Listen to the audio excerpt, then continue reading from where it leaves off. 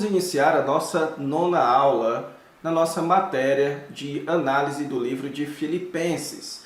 Nessa aula, irmãos, nós vamos concluir a nossa análise do capítulo 2.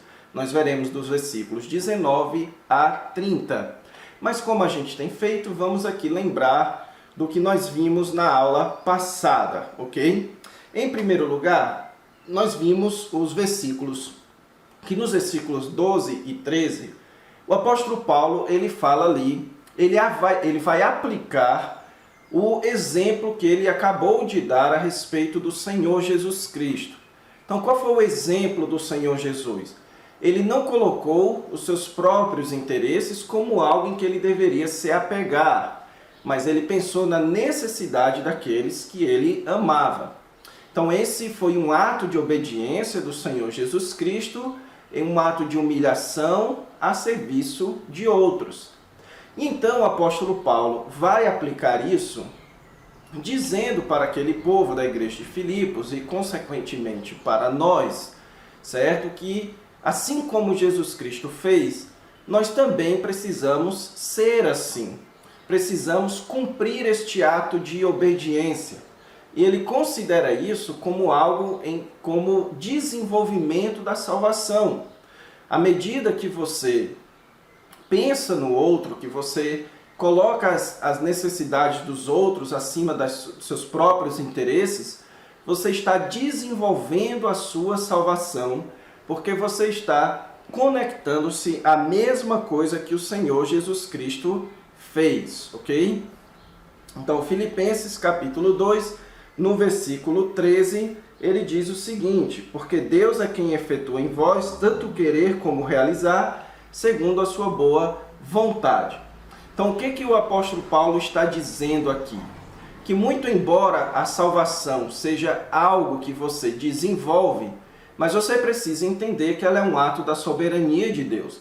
É Deus quem coloca em nós esse desejo e a realização do desenvolvimento da nossa salvação, ok? Depois, então, dos versículos 14 até o 18, o apóstolo Paulo dá então algumas razões para nós buscarmos a unidade na igreja. Veja que ele coloca essa questão da unidade agora, no versículo 14, como fazei tudo sem murmurações ou contenda. Então ele mostra que a necessidade de unidade estampada na ideia de não reclamarmos uns dos outros e nem causarmos divisões, partidarismo, contenda um contra os outros dentro da igreja. Então ele dá basicamente 3 razões. A primeira delas é que a unidade é o cumprimento da nossa vocação como igreja. Deus nos chamou para sermos filhos de Deus santos no meio de uma geração rebelde e corrupta.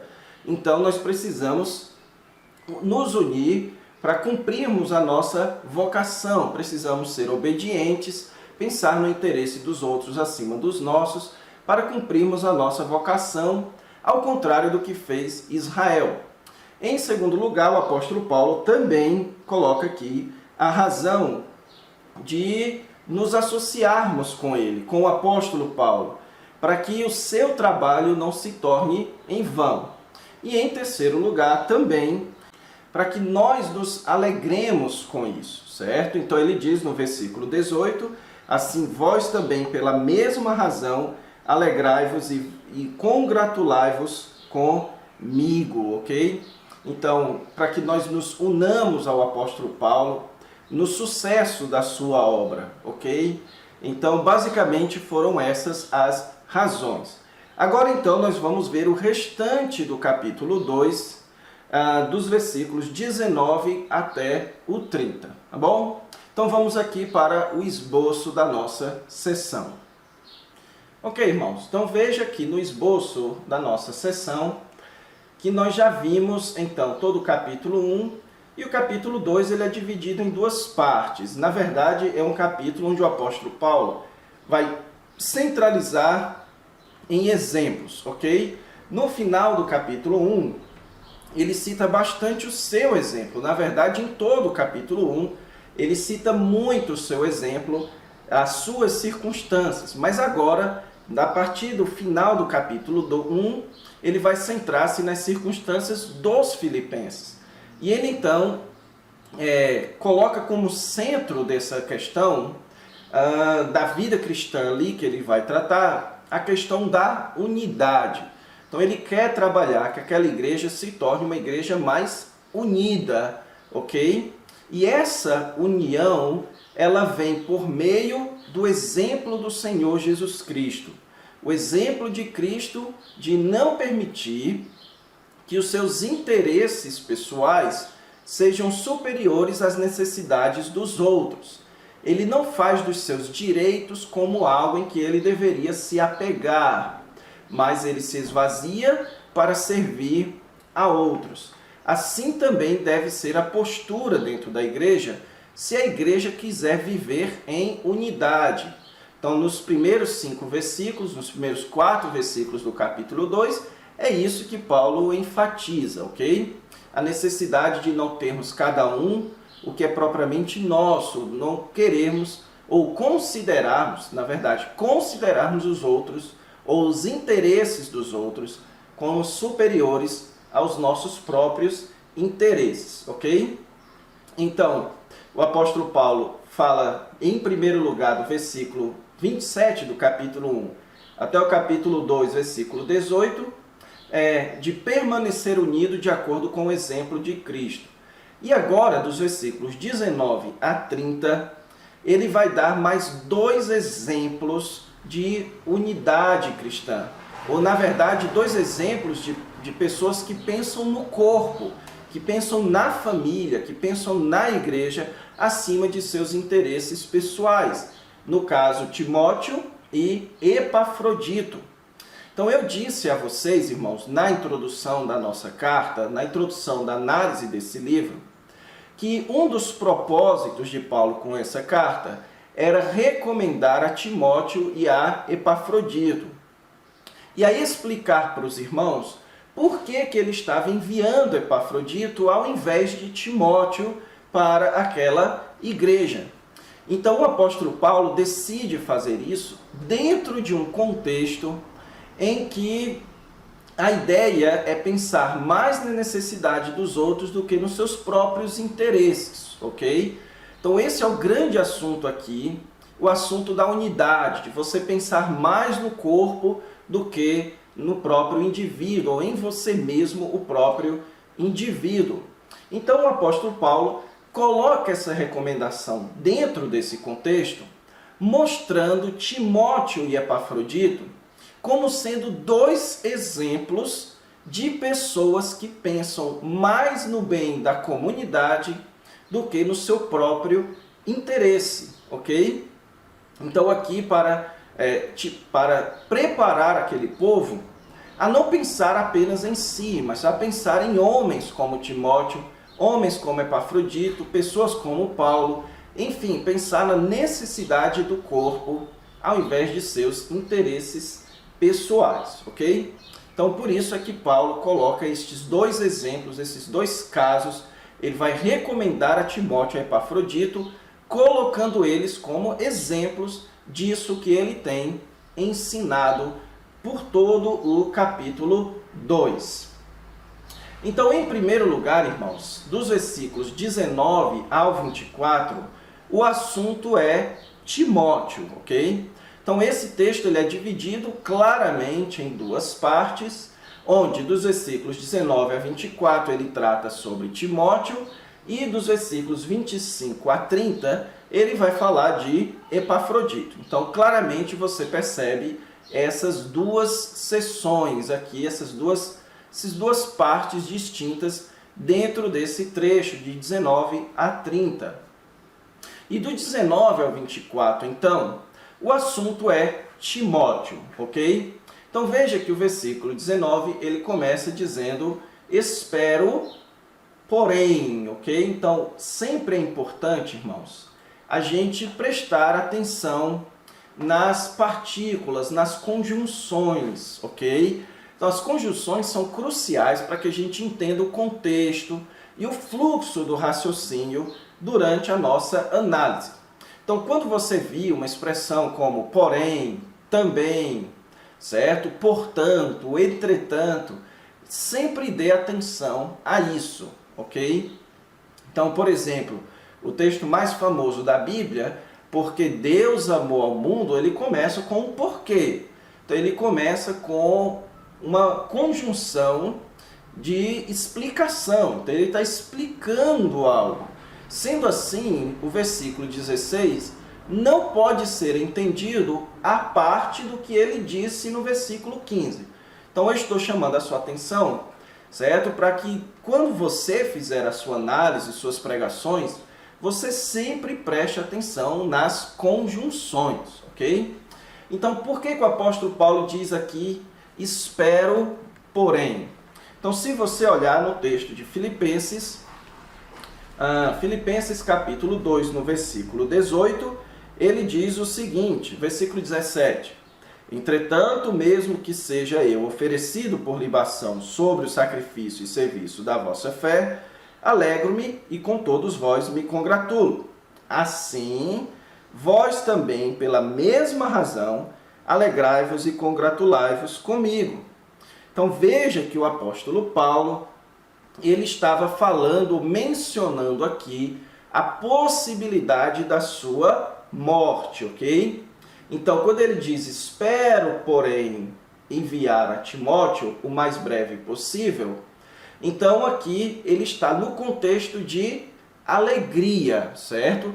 Ele chama os seus leitores a se alegrarem com ele, mesmo diante da possibilidade da morte, e então ele vai agora continuar chamando eles a essa alegria.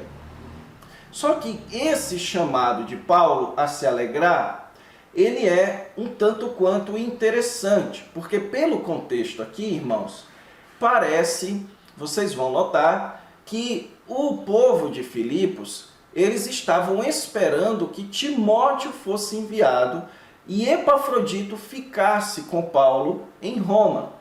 E o apóstolo Paulo, então, vai reverter o papel. Ele vai enviar Epafrodito de volta para Filipos e ficar com Timóteo em Roma. Então o apóstolo Paulo coloca aqui dentro do contexto de alegria para que o povo de Filipos não se entristecesse com isso, mas se alegrassem com Paulo naquilo que iria alegrar o apóstolo Paulo durante a sua prisão na cidade de Roma. Por isso é que Paulo diz, espero, porém, no Senhor Jesus, mandar-vos Timóteo o mais breve possível. Então, a ideia aqui dessa expressão, o mais breve possível, não é, irmãos, o mais rápido possível, porque ele aqui está dizendo que vai reter Timóteo em Roma. A ideia aqui que Paulo está dizendo é que Timóteo não está podendo ir agora para Filipos, ok? Então ele explica a razão, a fim de que eu me sinta animado também, tendo conhecimento da vossa situação. Então o que Paulo está dizendo aqui? Que ele espera enviar Timóteo para que ele conheça a situação, ou fique sabendo da situação do povo da igreja de Filipos, ok? Porém, o versículo 23 vai mostrar que ele não vai fazer isso agora, até ele ficar sabendo da sua situação. Ele diz, este é quem espero enviar, tão logo tenha eu visto a minha situação. Então aqui ele delimita o breve que ele está falando, ok? Então que breve é esse? É até que ele fique conhecendo a situação dele, se ele vai morrer ou se ele vai viver. Então, quando ele soubesse da sua sentença, ele enviaria Timóteo para Filipos, para depois Timóteo retornar e comunicá-lo da situação da igreja de Filipos, ok? Então, este era o plano do apóstolo Paulo para Timóteo. Só, irmãos, que Timóteo, certo, era quem estava sendo esperado pelo povo de Filipos para ser enviado imediatamente, ok? E por isso o apóstolo Paulo, então, ele vai recomendar aqui a Timóteo. Ele vai preparar o povo para reconhecer a necessidade de esperar que Timóteo não vá naquele momento, mas também, quando Timóteo for, eles darem a devida honra a Timóteo. E como é que ele descreve, então, aqui Timóteo? Ele fala 3 coisas, versículos 20, 21 e 22, a respeito de Timóteo. Em primeiro lugar, a ninguém tenho de igual sentimento. Essa expressão aqui, irmãos, igual sentimento, é paralela ao que ele utilizou no versículo 5. Tendes o mesmo sentimento que houve também em Cristo Jesus. A ideia de igual sentimento é uma ideia de unidade de pensamento, unidade de atitude. E a atitude de Timóteo, então, era a mesma do apóstolo Paulo, que sinceramente cuide dos vossos interesses. Então note aqui o que é que o apóstolo Paulo está dizendo. Ele está dizendo que Timóteo, assim como ele, são pessoas que pensam mais nos interesses da igreja de Filipos do que nos seus próprios interesses. Então a igreja de Filipos não deveria pensar que Paulo e Timóteo estavam pensando só em si e não na igreja. Eles deveriam pensar o contrário disso. Paulo não conhece ninguém que, assim como Paulo, também pense mais no interesse das igrejas ou da igreja de Filipos do que nos seus próprios interesses, ok? Então é esse primeira razão porque Paulo quer preparar aquela igreja para esperar um pouco mais para receber Timóteo. Timóteo pensa mais no interesse da igreja e não no seu próprio. Versículo 21, pois todos eles buscam o que é seu próprio, não o que é de Cristo Jesus. Então note aqui, irmãos, um claríssimo paralelo desse texto com o texto do capítulo 2, do versículo 1 até o final do versículo 11, quando ele usa o exemplo de Cristo. Então note que existe um claro paralelo aqui. Qual é o paralelo? O apóstolo Paulo, ele mostra para a igreja a necessidade deles não pensarem propriamente no que é seu, que cada um não pense no que é seu, mas pense no que é do outro. E ele usa o exemplo de Cristo, ou seja, não haja de acordo com seus interesses, haja como Cristo agiu, pense no interesse do Senhor Jesus Cristo. Então o apóstolo Paulo aqui, irmãos, nos diz que durante a sua prisão em Roma, havia Timóteo como aquele que ele mais confiava, pensando no interesse do povo de Filipos. Ele menciona aqui todos eles, que não nos deixa claro, que nós não sabemos com clareza quem são eles que o apóstolo Paulo está pensando.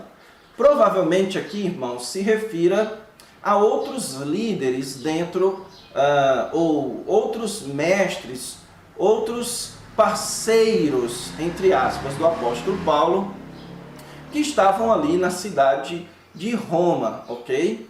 Alguns deles o apóstolo Paulo sabia que pregavam por amor, outros pregavam por inveja, como o capítulo 1 mostra.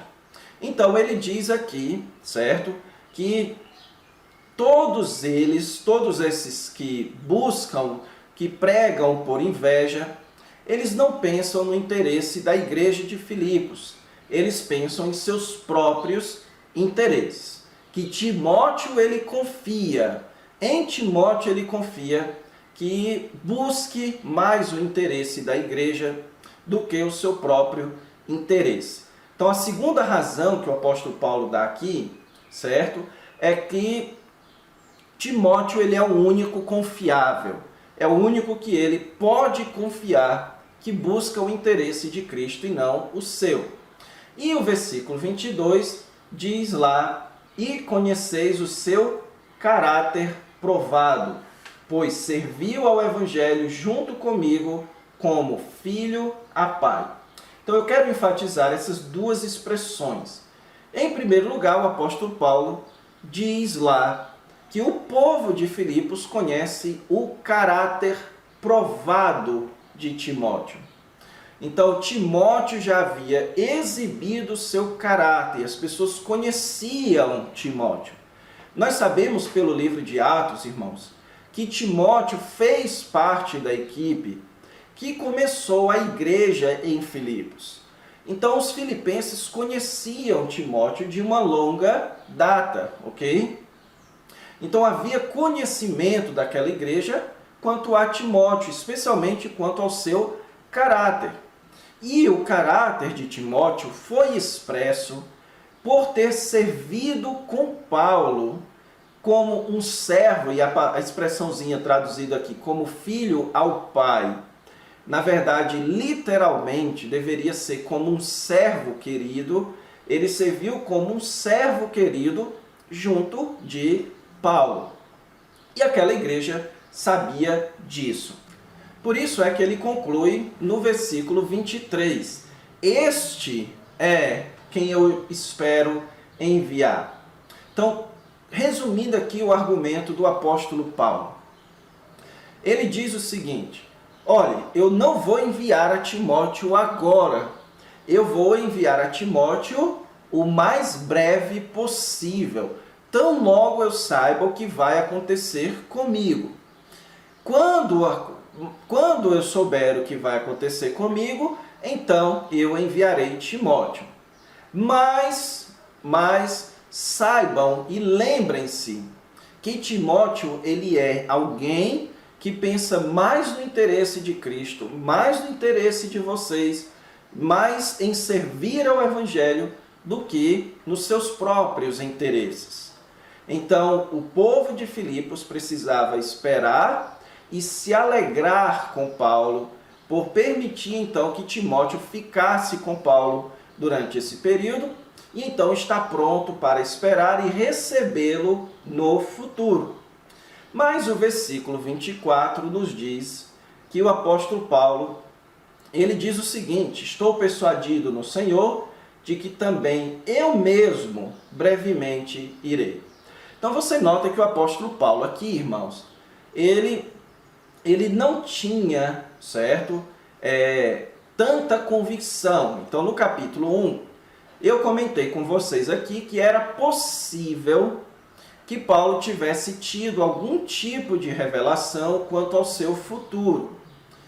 Pode ser aqui que isso esteja se manifestando, certo?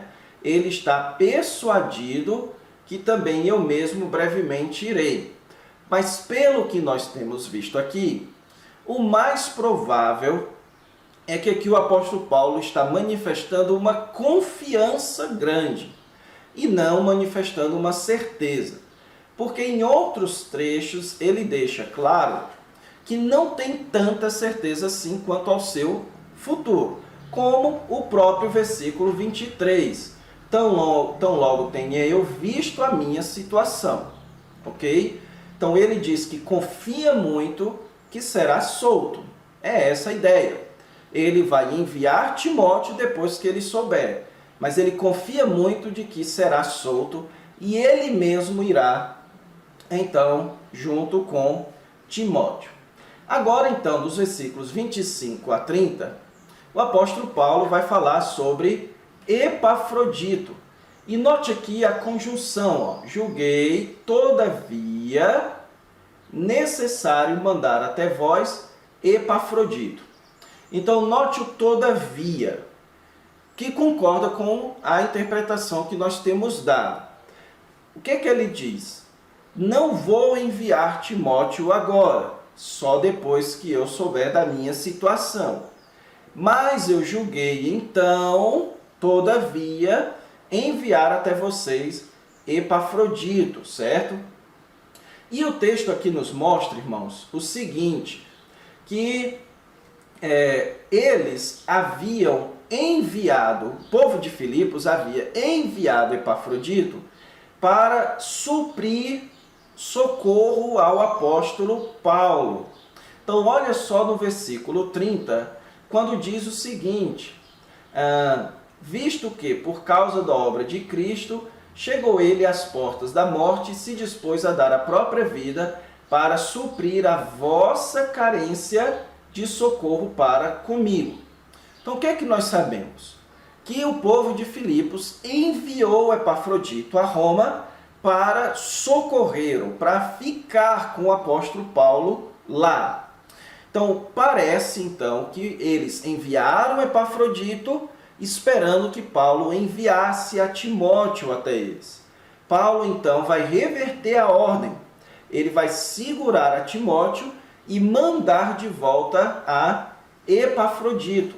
E para fazer isso, então, irmãos, ele tanto precisou recomendar a Timóteo e agora ele vai recomendar a Epafrodito.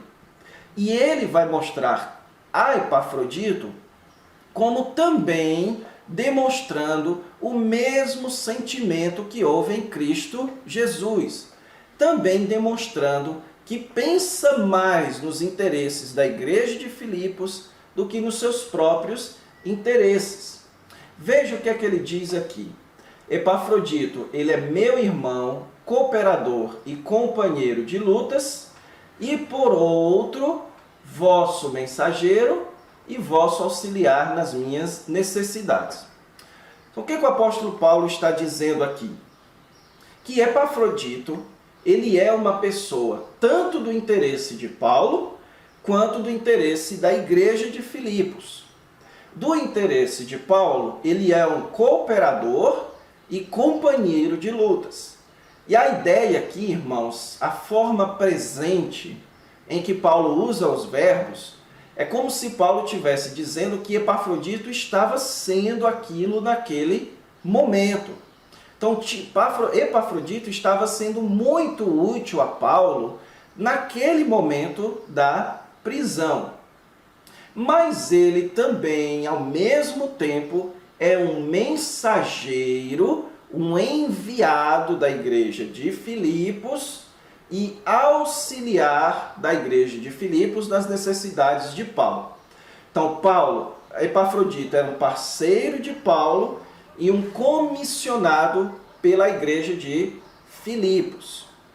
E então, o versículo 26 até o 29, o apóstolo Paulo vai mostrar que Epafrodito, ele pensa e Paulo estão pensando mais no interesse da igreja. Então, Epafrodito, ele é um enviado da igreja para Paulo e ele estava ajudando Paulo naquela igreja ou naquela situação, mas os dois estavam pensando mais agora na igreja de Filipenses. Então, versículo 26 diz: visto que ele tinha saudade de todos vós, estava angustiado porque ouvistes que adoeceu. Então, o que provavelmente aconteceu aqui, irmãos? O que os estudiosos sugerem? Certo? Que no caminho para Roma, Epafrodito adoeceu. Por que as pessoas sugerem que foi no caminho? Porque o texto do versículo 26 diz, porque ouvistes que adoeceu. Então a ideia é que ele adoeceu e a notícia da doença logo chegou no ouvido dos filipenses. Então foi durante o caminho e Epafrodito deve ter então comunicado a alguém que estava indo a Filipos para comunicar à igreja. Certo? Então, ele adoeceu e a igreja ficou sabendo que ele adoeceu no caminho. E então o versículo 27 diz, ele com efeito adoeceu mortalmente. Então foi uma doença mortal, uma doença que ele poderia ter morrido. Mas o texto diz que Deus se compadeceu não apenas de Epafrodito trazendo-lhe a cura, mas do apóstolo Paulo para que ele não se entristecesse muito por causa disso. E então o apóstolo Paulo quer enviar de volta a Epafrodito para suprir essa carência que ficou na igreja. Então, provavelmente, a igreja não havia sabido o que tinha acontecido com Epafrodito, certo? Então, ele diz, eu vou mandar Epafrodito a vocês, versículo 28, para que, vendo-o novamente, vos alegreis e eu tenha menos tristeza. Então, note aqui, eu estou tomando a solução melhor para todo mundo. Eu vou me alegrar, eu vou ter menos tristeza, sabendo que vocês estão alegres.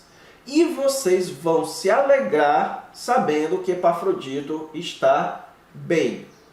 Então note aqui, irmãos, como Paulo e Epafrodito estão preocupados em alegrar aquela igreja. Estão preocupados nas necessidades daquela igreja. Então, versículo 29, ele conclui, recebei-o, pois, no Senhor com toda a alegria.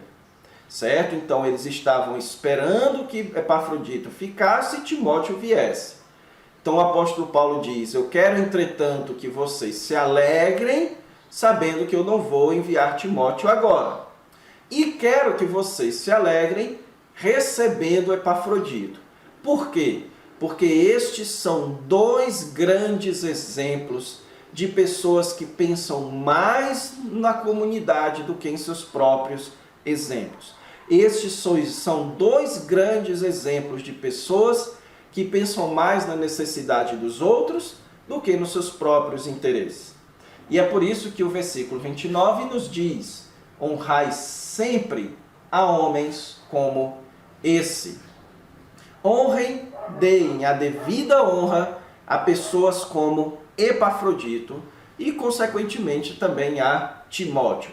A pessoas que pensam mais na necessidade do corpo do que nos seus próprios interesses.